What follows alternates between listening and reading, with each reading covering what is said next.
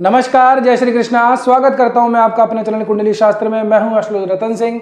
सिंह राशि सिंह लग्न वालों, आपके लिए बड़ा ही स्पेशल समय है। ये जो सप्ताह जो है, इस सप्ताह के अंदर एक इस तरीके का योग बन रहा है जो बहुत बिरले ही आता है। इसको कहते हैं विपरीत राजयोग। ये कैसे बन रहा है इसके बारे में भी अब आपको थोड़ा सा समझा देता हूँ। इसके अलावा और भी ग्रहों के अंदर कुछ ऐसे छोटे छोटे लेकिन बहुत ही ज़्यादा परिवर्तनकारी, बहुत ही ज़्यादा प्रभावकारी चेंजेस हो रहे हैं। इसका भी प्रभाव आपके ऊपर क्या पड़ेगा, इसके बारे में आज हम विस्तार से बात करेंगे। सबसे पहले 29 जून को ही ले लेते हैं, मंडे को। सोमवार का दिन होगा। बुध जो है वो वक्री हो जाएंगे। वक्री का मतलब ये होता है कि ग्रह दिखाई देता है कि वो रिवर्स चल रहा है। जब कोई ग्रह रिवर्स हो जाता है, कोई भी यदि उल्टा चलने लग जाए तो हमारे पास पहुंचने में उसको समय थोड़ा ज्यादा लग जाता है। उसका एक नैसर्गिक परिणाम ये होता है कि अपने प्रभावों के अंदर वो थोड़ा डिले कर देता है, देरी कर देता है। ठीक है, लेकिन साथ ही में ये जो बुध हैं ये वर्गोत्तमी चल रहे हैं। अब ये वर्गोत्तमी क्या भला है? वर्गोत्तमी का अर्थ होता है कोई ग्रह जिस राशि के अंदर मेन चार्ट में दिखाई दे रहा है, लग्न चार्ट में दिखाई दे रहा है, वही ग्रह यदि सेम राशि के अंदर चला जाए नवमांश के अंदर, तो वह ग्रह वर्गोत्तमी हो जाता है। जब कोई ग्रह वर्गोत्तमी होता है तो उच्च के बराबर के फल देता है। ठीक है, अब ये बुध जो है ये वक्री भी है और वर्गोत्तमी भी है। आप लोगों के लिए बुध को देखा जाए तो धन भाव के और लाभ भाव के स्वामी बनते हैं 12वें भाव में। कहने का अर्थ क्या है कि आप लोगों के लिए यात्राएं थोड़ी सी होने वाली हैं, थोड़ी देरी हो सकती है लेकिन परिणाम जरूर से मिलेगा। ठीक है, साथ ही के अंदर परिणाम किस तरीके का मिलेगा? आपके वर्क में प्रमोशन, काम में तरक्की, आपके बड़े सीनियर, मैनेजर, बॉस, हेड, आपकी नेटवर्किंग, आपके फ्रेंड, आपके भाई, आपकी बड़ी बहनें, उनसे आपको जरूर से लाभ मिलेगा। साथ ही में आप लोगों के लिए धन, परिवार, कुटुंब, समुदाय, समाज, जिस दायरे में आप लोग रहते हैं, ठीक है ना, आपकी भाषा, आपकी वाणी, आपका कम्युनिकेशन, वहां से आप लोगों को लाभ मिलेगा।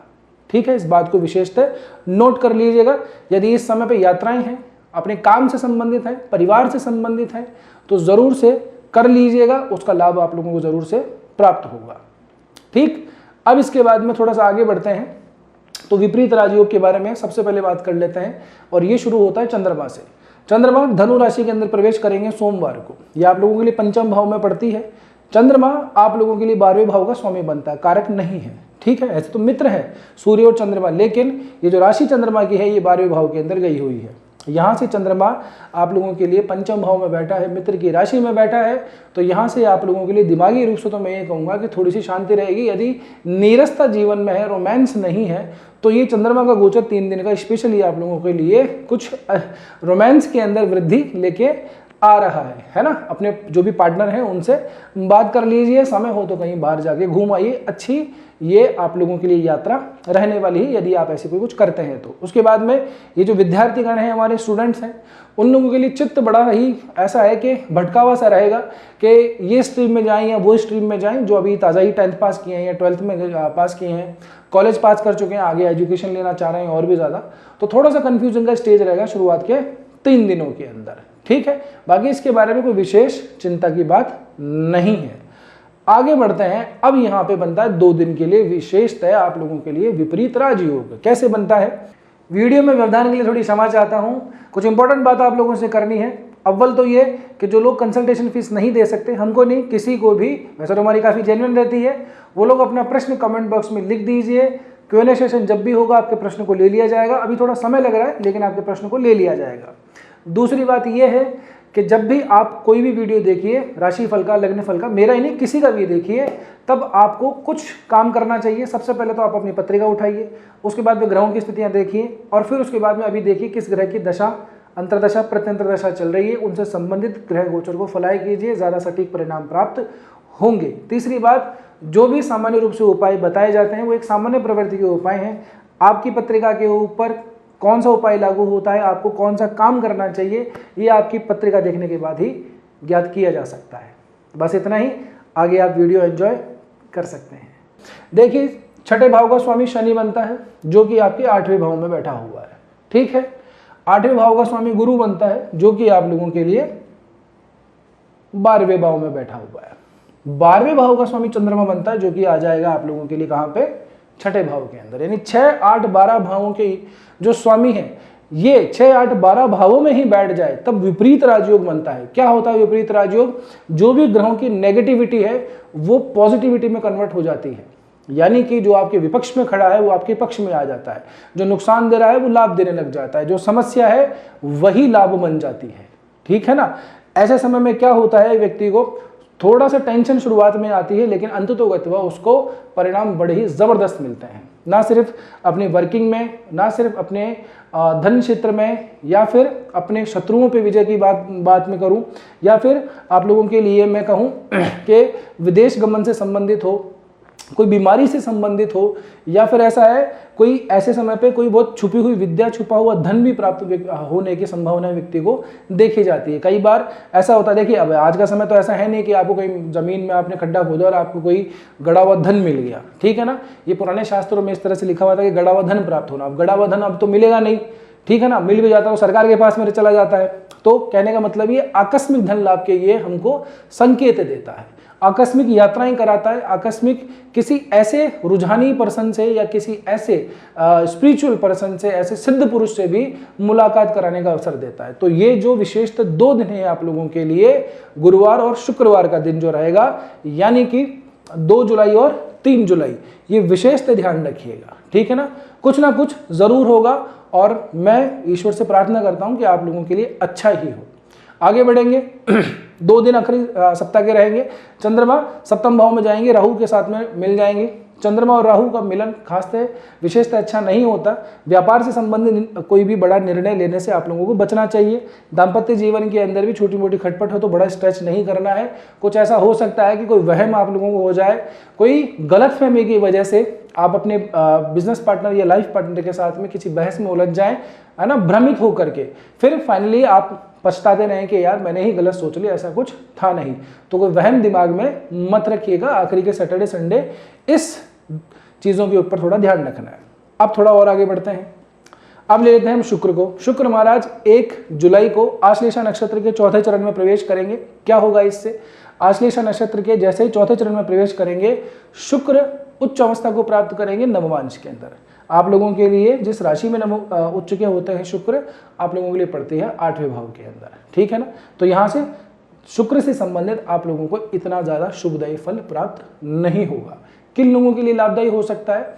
जो लोग R&D करते हैं, यानी कि ऐसे डिपार्टमेंट में है अपनी कंपनी के अंदर जहाँ पे रिसर्च एंड डेवलपमेंट का काम है, डीप एनालिसिस का काम है, डेटा एनालिसिस का काम है, या फिर ऐसा है कि किसी साइंस ऑर्गेनाइजेशन से, किसी रिसर्च ऑर्गेनाइजेशन से जुड़ के काम करते हैं, तो आप लोगों के लिए ज़्यादा बेहतर है। विदेशों से संबंधित यदि कोई आप यात्रा पे हैं, यात्रा करना चाहते हैं, किसी दूसरी कंपनी के अंदर जो आपके देश से बाहर रजिस्टर्ड है उसके साथ में काम करना चाहते हैं, तो उन लोगों के लिए, उन चीज़ों के लिए ये समय काफ़ी ज़्यादा शुभदायी रहेगा। ये रहेगा 1 जुलाई से 4 जुलाई के बीच में। अब 2 जुलाई को ले लेते हुए बड़े जबरदस्त परिवर्तन हो रहे हैं। नक्षत्रों में छोटे से परिवर्तन पूरी दशा बदल देता है। शनि रेवती नक्षत्र के दूसरे चरण में आएंगे। कब आएंगे? 2 जुलाई को। क्या होगा इससे? शनि अभी वर्तमान में देखेंगे आप तो नवमांश के अंदर राहु के साथ में आपके पंचम भाव में युति बनाया हुआ है, डायरेक्टली दिख रहा है 8वें भाव में, लेकिन नवमांश में जब देखोगे ना तो शनि और राहु दोनों युति करा के बैठे हैं धनु राशि के ऊपर नवमांश के अंदर। ये बड़ी विचित्र स्थिति है। तो कोई डिसीजन जो है आदमी का सक्सेसफुल नहीं हो पाता, एग्जीक्यूट नहीं हो पाता, बड़ी ही अजीब स्थिति है। साथ ही साथ के अंदर दाम्पत्य जीवन में भी कठिनाई दे रहा है। और कई बार तो ऐसा देखा जाता है कि जो नए नए या पुराने भी हों, वैवाहिक जीवन के अंदर ऐसे क्लेश हो जाते हैं कि कोर्ट कचहरी थाने के जैसे केसेस पड़ जाते हैं। और जिन लोगों के लिए चल रहा होगा तो उन लोगों के लिए तो डेट पे डेट आ रही होगी, जो प्रॉब्लम है वो आगे सॉल्व होने की दिशा में जा रही है, यानी कि फटाफट केस की सुनवाई हो रही होगी, ठीक है ना। अब क्या होगा, जैसे ही शनि रेवती नक्षत्र के दूसरे चरण में जाएंगे, यहाँ पे यानी कि 6ठे भाव के अंदर मकर राशि में शनि आ जाएंगे नवमांश के अंदर। क्या होगा इससे? ये शनि का जो गोचर है आप लोगों के लिए शत्रुहंता बनाता है। ऑफिस पॉलिटिक्स से अगर आप परेशान हैं, ठीक है, जूझ रहे हैं, बुली किए जाते हैं, आपको छोटी छोटी बातों के ऊपर तंग किया जाता है, आपका क्रेडिट कोई दूसरा ले जाता है ना, आपके काम को रिकग्निशन नहीं मिलता है, तो ऐसी स्थिति के अंदर शनि का 6ठे भाव में ये जो स्थान है, गोचर है नवमांश के अंदर, आप लोगों के लिए विशेष शत्रुहंता वाली स्थिति बनाता है, ठीक है ना। ये बातें कोई नहीं बताता है। मैं ये नहीं कह रहा कि मुझे बहुत सारा ज्योतिष आता है, सारा मुझे ही आता है, लेकिन ये सूक्ष्म बातें यहाँ पे ध्यान कम दिया जाता है, ठीक, क्योंकि ये थोड़ा कॉम्प्लेक्स हो जाता है, समझ में नहीं आता कि क्या नवमांश, क्या ये क्या वो, बहरहाल। और आप तो जैसा चल रहा है उसको थोड़ा सुनते रहिए, आनंद आएगा। आगे बढ़ेंगे, 4 जुलाई आएगी। 4 जुलाई को अब जो संकट है वो थोड़ा सा टल जाएगा। बड़े दिनों से, बहुत समय से जो सिंह राशि वाले हैं और साथ साथ में ये कुंभ राशि वाले बड़े परेशान हैं। कारण अगर आप देखें ना अभी भी, तो देखिए सिंह से और कुंभ के बीच में ही सारे ग्रह चल रहे हैं। इसकी तरफ, इस तरफ दूसरे कोई भी ग्रह नहीं है। चंद्रमा 15 दिन यहाँ रहते हैं, 15 दिन यहाँ रहते हैं। इस दिशा के अंदर कोई नहीं है, यानी राहु और केतु के लॉक के अंदर ग्रह थोड़े से फंसे हुए हैं। शुक्र का जैसे यहाँ पे प्रवास होगा तो केतु भी 8 डिग्री के आसपास है।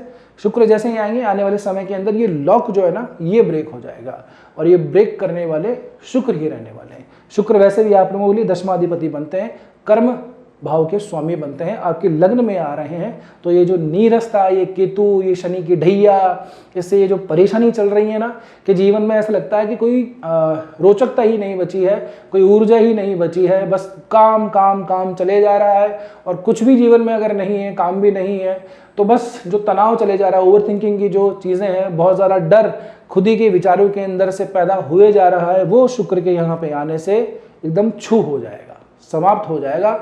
मैं इतना आपको कह रहा हूँ, जैसे जैसे डिग्री बढ़ेगी शुक्र की वैसे वैसे प्रभाव बढ़ता चला जाएगा। सिंह राशि के अंदर शुक्र का प्रवास आप लोगों के लिए तो शुभ ही रहने वाला है। दशमाधिपति जाकर के लग्न में बैठ जाएगा, अच्छा रहने का वाला है। केतु के साथ में रहेंगे तो केतु शुक्र से एनर्जी मैच तो नहीं करता, लेकिन क्या के यहाँ पे कोई भी ग्रह था नहीं, तो शुक्र का एक तरीके से, क्षमा कीजिएगा, केतु का एक तरीके से यहाँ पे मोनोपोली चल रही थी, एक छत्र राज्य चल रहा था। शुक्र के यहाँ पे आने से वो मोनोपोली ब्रेक हो जाएगी, ठीक है ना। तो अब चिंता करने की बात नहीं है, जितना भी कठिनाई जो भी आप झेल रहे थे वो अब जाने वाली है, ठीक है। और उसके बाद में तो समय और अच्छा आएगा। जैसे अभी कर्क राशि वालों के लिए आनंद हो रखे हैं ना, वैसे देखिएगा दिसंबर के बाद में आपके लिए आनंद आएंगे। दिसंबर थोड़ा लंबा है, लेकिन फिर भी शुक्र के बाद में ये ब्रेक टूटेगा। 1 अगस्त के दिन यहाँ पे आ जाएंगे शुक्र, तो ये जो लॉकिंग है ये पूरी तरह से ब्रेक हो जाएगी। बस एक ग्रह बाहर चला जाए तो लॉक टूट जाता है, ठीक है ना। अब अपनी पर्सनैलिटी के अंदर भी कॉन्फिडेंस फील करेंगे, अच्छे से बंठन के रहेंगे, ड्रेसिंग सेंस का ध्यान रखेंगे। अभी आप खुद पे देखेंगे तो ना ड्रेसिंग सेंस का ध्यान है, कपड़े पता नहीं कैसे पहन रखे हैं, ना नहाए ना धोए, जैसे बस जैसी भी शक्ल है वैसे उठा के चल दिए, है ना। तो ये सब चीज़ें जो है थोड़ी सी बदलेंगी और बदलाव कर लीजिएगा, ये फायदे में देगा आप लोगों के लिए। थोड़ा सा सही सेटअप होके जाइए, बाहर जब निकल रहे हैं तो अच्छे से रहिए। शुक्र की जो ऊर्जा है उसको एब्जॉर्व कीजिए, आपके लिए अभी इसकी बहुत ज़्यादा ज़रूरत है। अब देखिए श्रीमान जी, श्रीमती जी यहाँ तक पहुँचे हैं तो वीडियो ठीक ही लगा होगा, उम्मीद तो मैं यही कर रहा हूँ, लाइक भी आपने कर दिया होगा। प्रार्थना रिक्वेस्ट मेरी आप लोगों से ये है कि वीडियो को जितना हो सके उतना हाइप दीजिए, और नए हो अब तक नहीं किया है तो कृपया करके चैनल को सब्सक्राइब कर लीजिए, क्योंकि आप लोगों का जो साथ सहयोग जो है वही हमारा मनोबल है, वही हमारा मोटिवेशन है। बस आज के वीडियो में इतना ही, मिलते हैं अगले वीडियो में। तब तक के लिए स्वस्थ रहिए, मस्त रहिए, अपना और अपनों का ध्यान रखिए। जय श्री कृष्णा, जय श्री राम, हर हर महादेव, जय गौरी शंकर।